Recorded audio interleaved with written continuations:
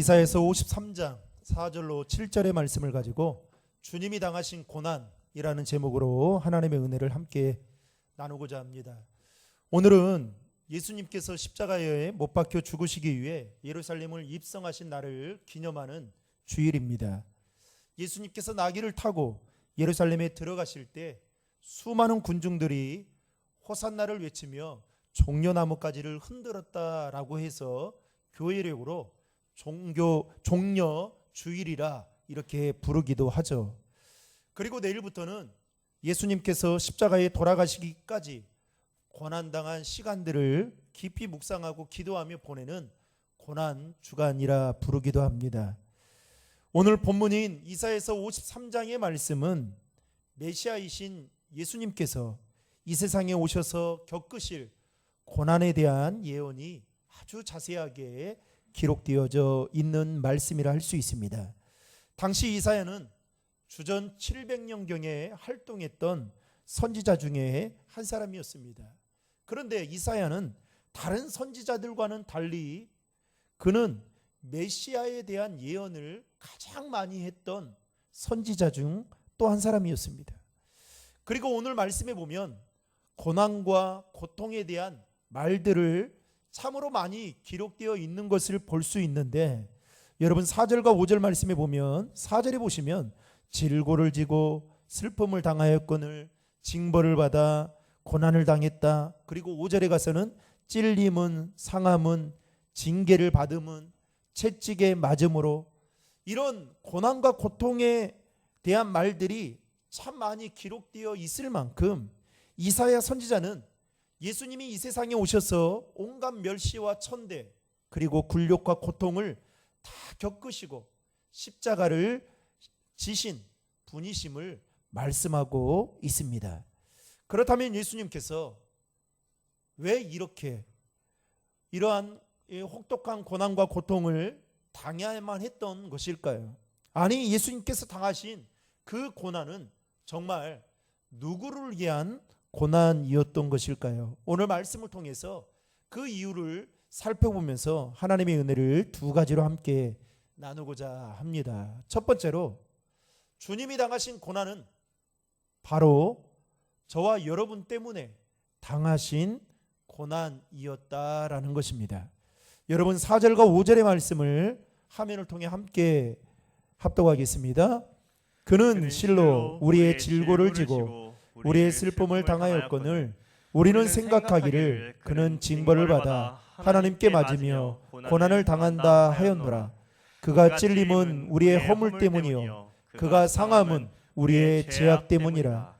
그가 징계를 받음으로 우리는 평안을 누리고 그가 채찍에 맞음으로 우리는 나음을 받았도다. 아멘. 방금 읽은 말씀에 보면, 특별히 4절에 보시면 당시 사람들은 예수님께서 하나님으로부터 징벌을 받아서 매를 맞고 고난을 당했다, 이렇게 생각했던 사람들이 있었습니다.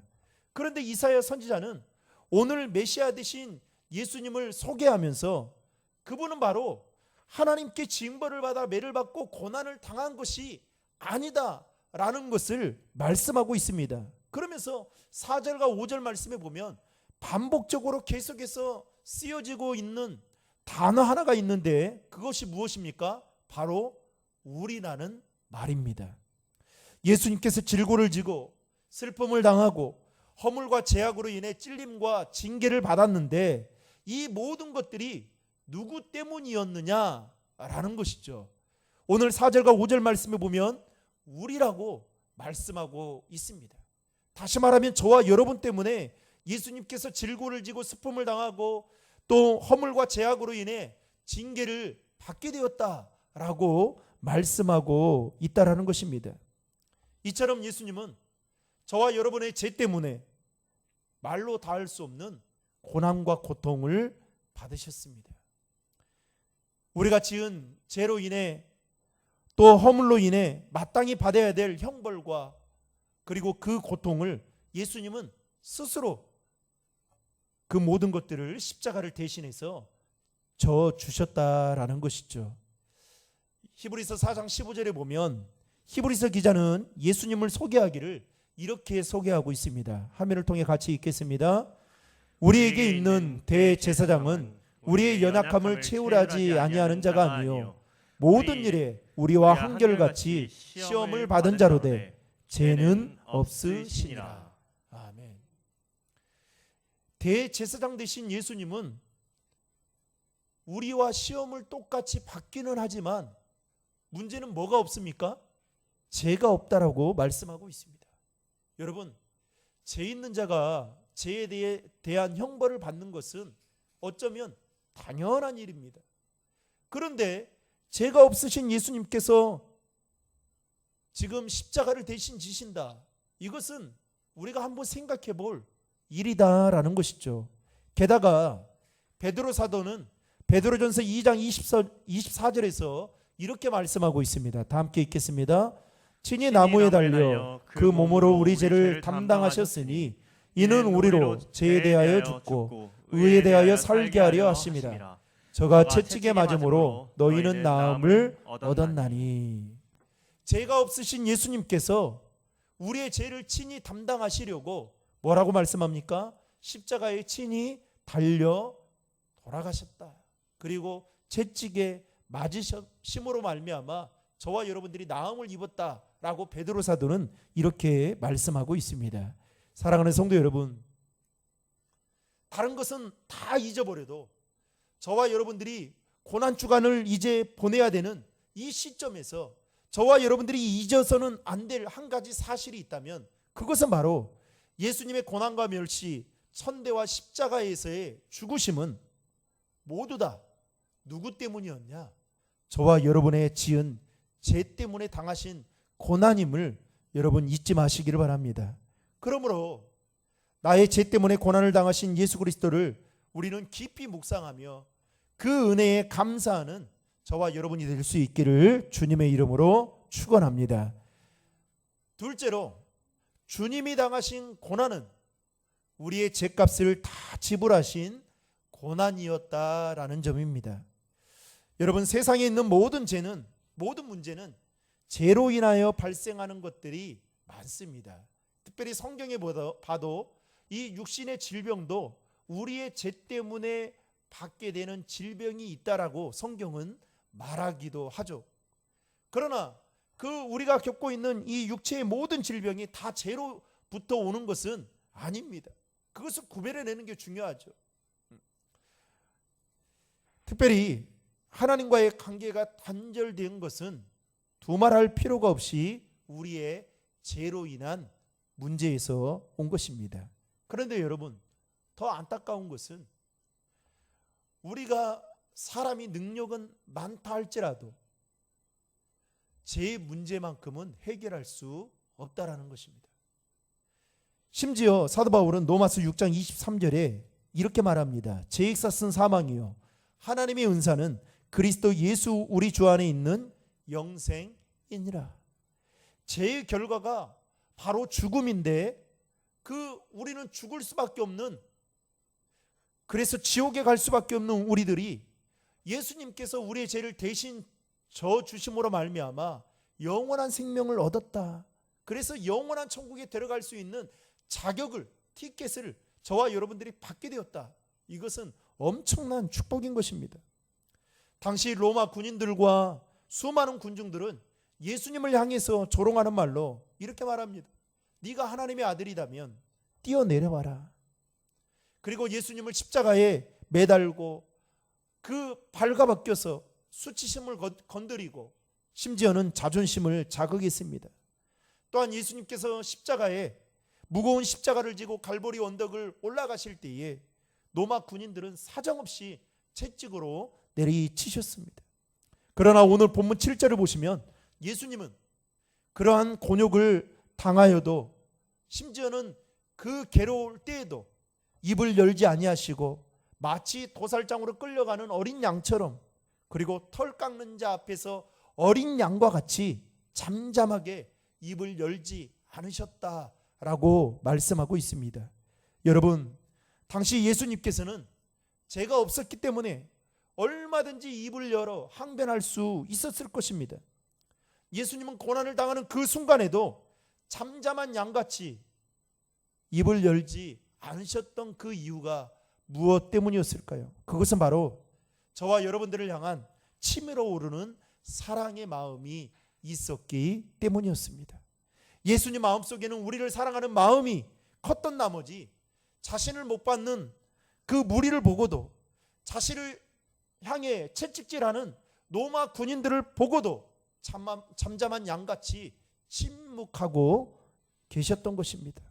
게다가 예수님은 온 인류의 죄를 대속하기 위해서 자신의 목숨을 바쳐야 한다는 것을 너무나도 잘 알고 있었기 때문에 기꺼이 죄값을 지불하셨던 것입니다. 그 결과 우리는 우리의 허물과 죄악을 용서받게 되었습니다. 알고 지은 죄, 그리고 모르고 지은 이 모든 죄까지 용서함을 받게 되었다는 것입니다. 그뿐만 아니라 죄로 인해 관계가 틀어졌던, 하나님과 우리와의 관계가 틀어졌던 그 막혔던 모든 담들이 예수님이 십자가에 지심으로 말미암아 이제는 다 허물어지고 화목하게 되어지는 평화를 누리게 되었다는 것입니다. 그뿐만 아니라 주님이 십자가에 고난을 당하심으로 말미암아 오늘 5절 말씀에도 보면 우리가 나음을 입었도다, 즉 질병에서도 치료를 받게 되었다라고 말씀하고 있습니다. 여러분 5절의 말씀을 다 함께 읽겠습니다. 그가 찔림은 우리의 허물 때문이요 그가 상함은 우리의 죄악 때문이라.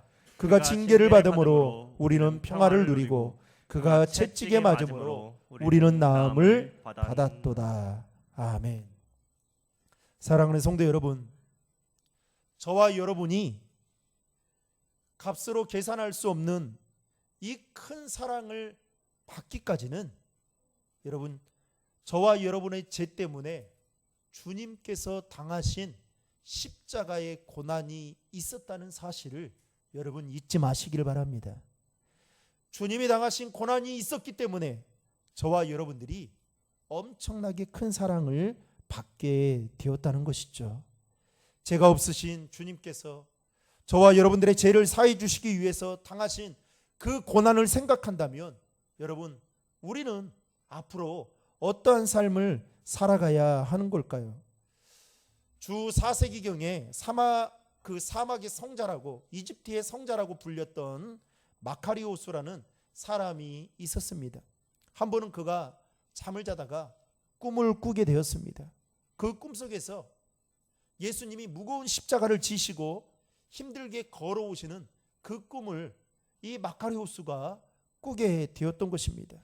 그래서 꿈속에서 이 마카리오스가 예수님께 다가가서 이렇게 말합니다. 주님이 지금 지고 계신 그 십자가를 제게 주십시오. 제가 지겠습니다. 그런데 예수님께서 그 마카리오스의 말을 듣고도 아무런 말씀도 하지 않고 그저 묵묵히 십자가를 지시면서 힘들게 한 발짝 한 발짝 앞을 내들며 걸어가고 있었습니다. 마카리오스는 계속 예수님의 뒤를 따라가면서 말을 합니다. 주님, 그 십자가를 제게 주십시오. 제가 지겠습니다. 그런데 그때 아무런 말씀도 하지 않았던 예수님께서 입을 열어 마카리오스를 향해서 이렇게 말합니다. 아들아, 네가 져야 할 십자가는 저기 있단다. 가서 너의 십자가부터 먼저 지고 내게로 와라. 그러면 내 십자가를 너에게 주겠노라. 이렇게 말을 하는 겁니다. 그리고 예수님의 말씀을 듣고 마카리오스는 거기에 가서 보니까 자신이 져야 될 십자가가 놓여져 있는 것을 보게 됩니다. 그리고 예수님의 하셨던 말씀처럼 마카리오스는 자기가 져야 할 그 십자가를 이제 어깨에 메고 지는데 얼마나 무겁던지 땀을 뻘뻘 흘리면서 그 십자가를 지며 예수님께 다가왔습니다.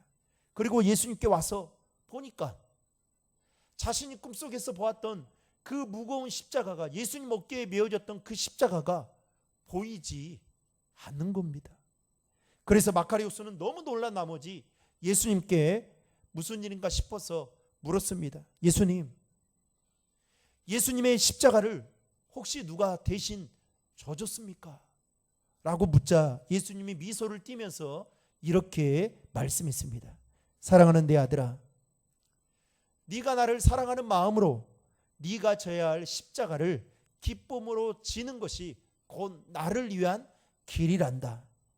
나의 십자가를 너가 대신 져 주는 것이다. 이렇게 말했다고 합니다.